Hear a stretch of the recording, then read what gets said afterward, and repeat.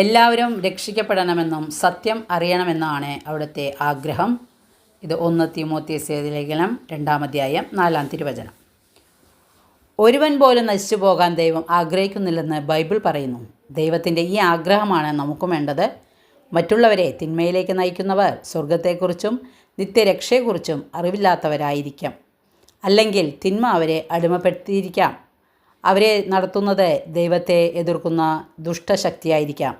ശുദ്ധത എന്ന പുണ്യത്തെ മുറുകെ പിടിച്ചവളാണ് വിശുദ്ധ മരിയ ഗൊരോത്തി.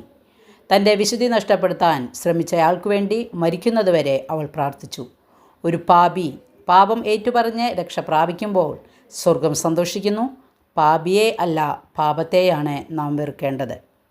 വചനവായന എല്ലാവർക്കും മനസ്സിലായി കാണുമെന്ന് വിശ്വസിക്കുന്നു. വചനത്തിൽ വിശ്വസിക്കുക, വചനമനുസരിച്ച് ജീവിക്കുക. സർവശക്തനായ ദൈവം നമ്മളെ അനുഗ്രഹിക്കട്ടെ. വചനം ഇഷ്ടപ്പെട്ടെങ്കിൽ ലൈക്ക് ചെയ്യണേ. താങ്ക്